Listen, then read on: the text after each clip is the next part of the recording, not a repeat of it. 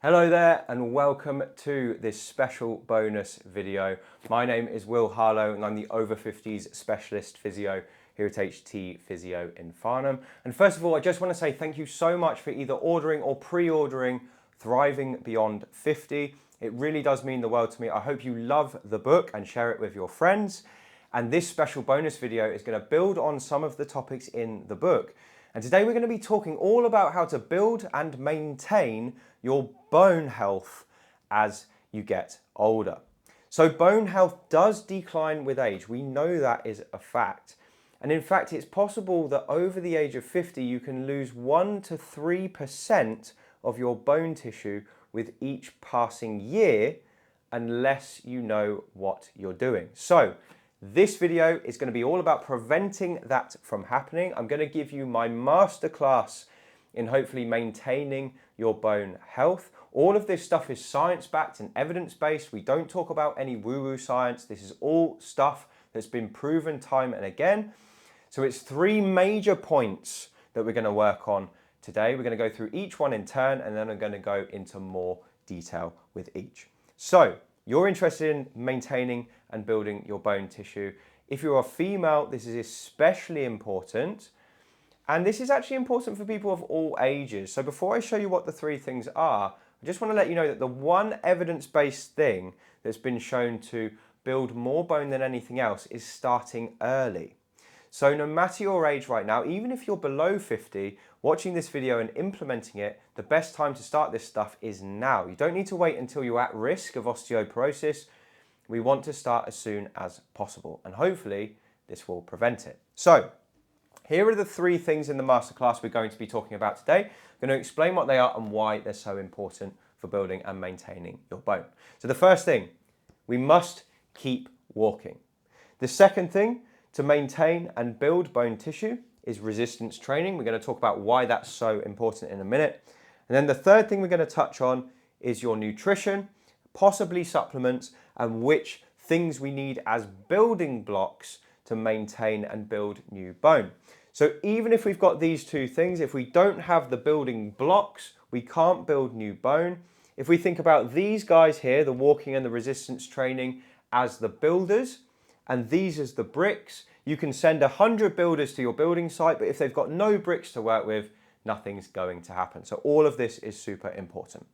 So let's start off with number 1, keep walking. Now, walking is one of the best exercises in the world for maintaining your bone tissue.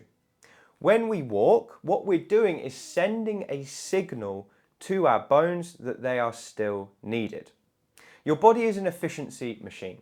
Basically, what it wants to do is run your day with as little calories spent as possible. And as such, if you're not using certain tissues in your body will try and get rid of them. That counts for your muscles and it also counts for your bones as well. So if you're lying in bed all day, you're not doing anything, your body goes, well, we've got all this expensive bone tissue, it takes a lot of calories to maintain it, let's just get rid of some of it so we can run more efficiently. That's bad, no bueno. We do not want that to happen. So what we need to do to maintain the bone is send a signal to the body that that bone is definitely needed. And we do that through weight-bearing exercise like walking. So if you're walking every day, what you're doing basically is sending that signal to the bones that they are still required. We're going to be using them every day, so they need to be strong, and your body will concur and it will keep those bones in good nick as well. Now with walking, there is one thing I need to point out, and that is that walking alone is not enough to increase your bone mass. Now there was some confusion about that in the literature over the last 10 years, but now we're pretty clear that people who just walk and don't resistance train or do any kind of sport, they do also suffer with either the same bone tissue or it does drop off slightly. So even though walking is amazing for maintaining it in combination with the other things, and it's been shown to make the other things more effective, it works almost like a multiplier. If you just walk, it isn't enough to maintain your bone tissue. So sometimes I'll have people come to me and they say, I don't understand, I'm doing 12,000 steps a day, but my GP still told me that I've got osteopenia and I'm fast headed for osteoporosis. Not good.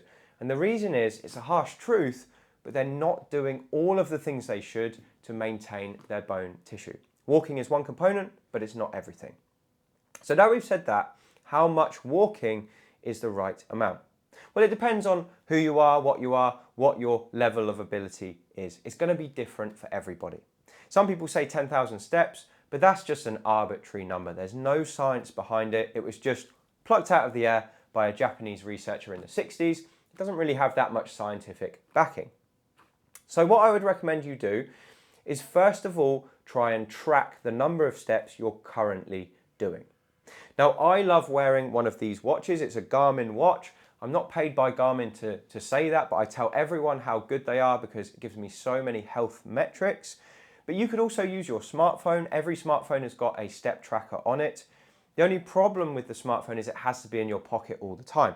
And I don't know if you're anything like me, but most of the time my phone is somewhere else. I hate having it on me all the time. So it's not much good for me, but for some people it's fine. And if you don't want to buy a smartwatch, or you don't want to have your phone in your pocket the whole time, you can pick up very cheap pedometers, which are step trackers. They clip onto your belt. They probably cost about £5 or $5 on Amazon. You wear them all the time and they do just as good of a job. So once you've got your step tracker, you're going to watch yourself over the course of maybe 2 weeks, see what your average is, and then just try and increase that average by 10% every few weeks or maybe every month. And that will help you increase your step count over time, so you're sending a stronger signal to your bones and more maintenance will occur as a result. So walking's super important. It's much better than cycling, by the way, for the effects of bone density. So we can't substitute walking really for anything. You must do it. Try and increase it slowly over time, and it's a great way to burn more calories as well. So the next thing on the list, and this is by far the most important, is resistance training. And what we mean by resistance training is moving your body against either a fixed resistance or against your own body weight and pushing those muscles to the point of fatigue by contracting them hard against a certain force. So you might use dumbbells, you might use barbells, you might just use your body weight like push-ups and sit to stands and pull-ups, things like that. They all count as resistance training, and they are the only way to generate new bone tissue that we know of that's natural. So walking just maintains it, resistance training actually increases it, and it can do so at a pretty decent rate. So a recent study was done, and they took basically a group of untrained people who had osteoporosis, so they already had very weak bones. They gave them a year's worth of resistance training 3 times a week for a year. It was progressive. People helped them to get stronger over time, and then they measured their bone tissue before and after. And what they found was that the resistance training group increased their bone tissue by about 3% over the course of that year. Now that doesn't sound like very much, and you might be thinking, well, is that even worth it? But if you contrast that with the control group on average lost about 3% of their bone tissue. So that could be a 6% swing in favor of the resistance training group, and 6% is significant. That's enough to possibly be the difference between a fracture and not a fracture after a fall. And a fracture can obviously be catastrophic no matter your age. So resistance training works, it's definitely worth it. And if you want some ideas for the best exercises to do that will help you generate both muscle and bone, the other video in this bonus series will give you 5 of my favorite resistance training exercises to help you do just that. The ones that build muscle also tend to build bone as well, so don't worry about differentiating between the two. But resistance training a couple of times a week is all it takes to make a difference. Now, if you're just getting started, you're not a massive fan of resistance training, but you do want to get into it, I would recommend starting with 2 sessions per week and doing a full body workout on each of those 2 sessions. So you might work out on Monday and Thursday, which means you've got a couple of days between just to recover, and you're going to train all your major muscle groups. So you're going to do your legs, you're going to do your chest, you're going to do your back, you're going to work your arms and your shoulders, and at the end of that, you're going to have built not just more muscle, but more bone as well.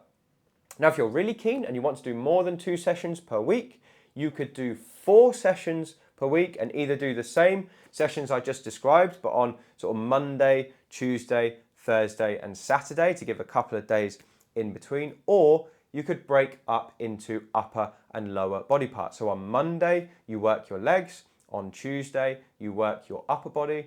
On Wednesday or Thursday, you again work your legs. And then on the weekend, you work your upper body again. And that's a great way to send an even stronger signal to your body that your bone tissue is needed. So resistance training works in a very interesting way.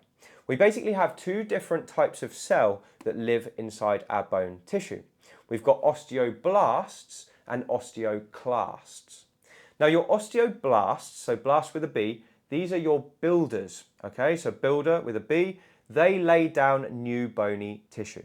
And your osteoclasts with a C, they're your collectors. So they collect old bone tissue and get rid of it. Now when we're young, when we're in our teens and our early 20s, our osteoblasts, which are our builders, are very, very active. They're working all the time. And our osteoclasts, our collectors, are not that active because the tissue's in really good quality, they aren't needed that much, so they're basically not working as hard, which means because the builders are working so hard, you get a net gain in bony tissue. Now as we age, that ratio flips on its head. So the builders don't work as hard, so they're less active, and the collectors work twice as hard, so they're more active. So instead of the bone tissue coming up, it now starts to plateau and then drop as we get over the age of 50.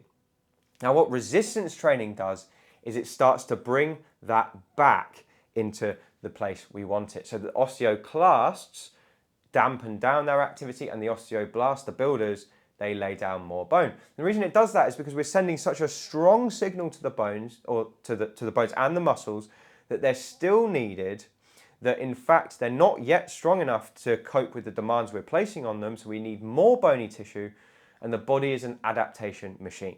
If you give it a stimulus, it will respond. And the stimulus we're giving it with resistance training, the tendons that attach your muscle to bone are pulling on the bone. That means the bone is saying, oh my gosh, I can only just about handle this, I must get stronger, because if this girl does this next week, I need to be able to match the demands. So that's exactly how it works. And every time we resistance train, we send a signal to our bones that they need to be stronger. So if you want some ideas for how to strengthen your bones and your muscles, that other video in the bonus section is perfect for you. So go and have a look at that now. Anyway, the last thing we're going to talk about in this bone building masterclass is vitamin D and K2 and calcium. So these are the builders. These help you to lay down new bone. But if we don't have any bricks, nothing is going to happen. And vitamin D is a vital aspect of your bone building potential. You need vitamin D to lay down bone. And your calcium is basically your bricks. They're the building blocks that are actually used to build bone. So if we don't have calcium, no bone really gets built. And then vitamin K2, that works with vitamin D to shuttle vitamin D into the bone so it can actually do its job. Now, there's a common myth that every single person in the world should take a vitamin D supplement. And this is actually not true. Many of us already have really good vitamin D levels, and it's not a case always of more is better. So what I recommend everyone does if they're considering taking a vitamin D supplement is first of all, get a blood test via your GP and just check what your levels are like.